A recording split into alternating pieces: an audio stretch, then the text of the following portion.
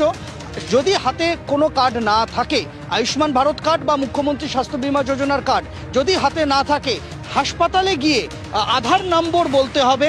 সেই আধার নম্বরের মাধ্যমে চেক করে দেখে নেওয়া হবে যে ওই রোগীর বা ওই ব্যক্তির আয়ুষ্মান ভারত কার্ড আছে কি নেই। যদি না থাকে, মুখ্যমন্ত্রী স্বাস্থ্য বীমা যোজনায় তার নামও নথিভুক্ত হয়েছে কি হয়নি। যদি তাও না হয়ে থাকে, পুরনো যে স্বাস্থ্যসাথী আগের সরকারের আমলে চালু হয়েছিল তা আছে কি নেই।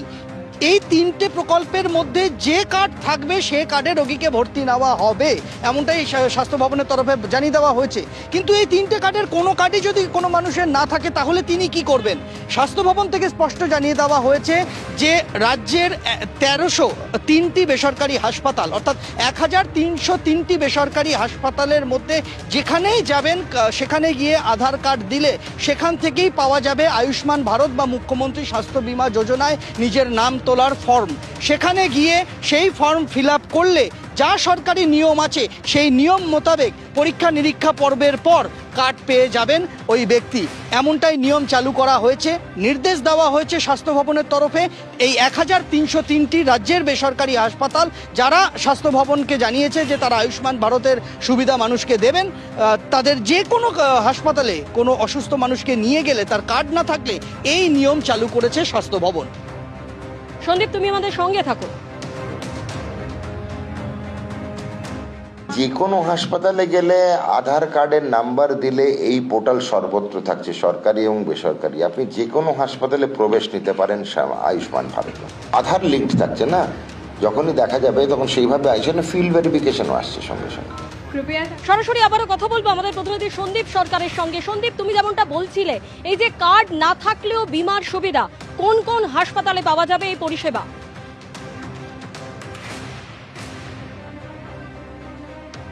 দেখো, এখনো পর্যন্ত যেটা স্বাস্থ্য ভবনের তরফে জানিয়ে দেওয়া হয়েছে যে 16 তারিখ থেকে এই প্রকল্প আনুষ্ঠানিকভাবে চালু হচ্ছে রাজ্যে, অর্থাৎ কাল বাদে পরশু এই আয়ুষ্মান ভারত প্রকল্প চালু হচ্ছে রাজ্যে।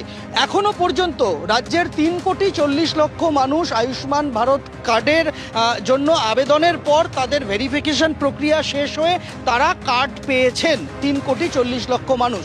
এবং পরিবারের হিসেবে ধরলে, যেহেতু এটা একটা পরিবারের জন্য কার্ড, তাই একটা পরিবার হিসেবে ধরলে সংখ্যাটা 1.5 কোটির কাছাকাছি, অর্থাৎ 1.5 কোটি পরিবার, 3,40,00,000 মানুষ এই মুহূর্তে আয়ুষ্মান ভারতে নথিভুক্ত হয়ে গিয়েছেন। এই 3,40,00,000 মানুষ কাল বাদে পরশু থেকে আয়ুষ্মান ভারত কার্ড ব্যবহার করতে পারবেন। এখনো পর্যন্ত স্বাস্থ্য ভবনের যে কাছে যে রেকর্ড রয়েছে তা হচ্ছে 1930টি হাসপাতাল, রাজ্যের 1930টি হাসপাতালে এ পরিষেবা পাওয়া যাবে। এই 1930টি হাসপাতালের মধ্যে বেসরকারি হাসপাতালের সংখ্যা হচ্ছে 1303টি, বাকিগুলি সরকারি হাসপাতাল।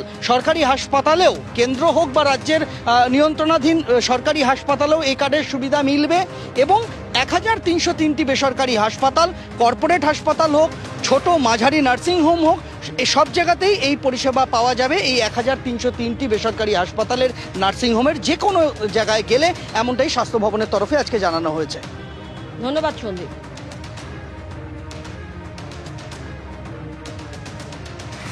ক্যাশলেস কভারেজ দেওয়া হবে 5 লক্ষ টাকা প্রতি ফ্যামিলি, প্রতি পরিবারকে 5 লক্ষ টাকা ক্যাশলেস কভারেজ প্রতি বছরে, ফ্লোটার বেসিসে।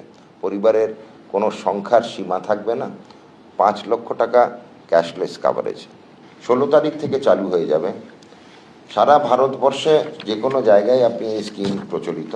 পশ্চিমবঙ্গের প্রায় 2000 হাসপাতাল বেসরকারি, প্রায় 2000 হাসপাতাল বেসরকারি এবং সরকারি মিলিয়ে এই স্কিমে আমাদের অন্তর্ভুক্ত রয়েছে। বেসরকারি প্রায় 1300 এবং সরকারি হচ্ছে প্রায় 700 আমাদের এই স্কিমের অন্তর্ভুক্ত থাকছে। 80 লক্ষ পরিবার মুখ্যমন্ত্রী স্বাস্থ্য বীমা যোজনার থ্রু দিয়ে অন্তর্ভুক্ত হবে। যে যে উপভোক্তা আয়ুষ্মান ভারতের অন্তর্ভুক্ত হতে পারেননি কিন্তু স্বাস্থ্যসাথী স্কিমে আছেন, তারা নিশ্চিন্তে থাকুন, তাদের জন্যই মুখ্যমন্ত্রী স্বাস্থ্য বীমা যোজনা। আয়ুষ্মান ভারত কার্ড এবং মুখ্যমন্ত্রী স্বাস্থ্য বীমার কার্ড যদি আপনার কাছে নাও থাকে, তাহলেও কিন্তু আপনি বীমার আওতায় আসতে পারেন। আপনার কাছে যদি আধার কার্ড থাকে, তাহলে হাসপাতালেই তৈরি করা যাবে বীমার কার্ড।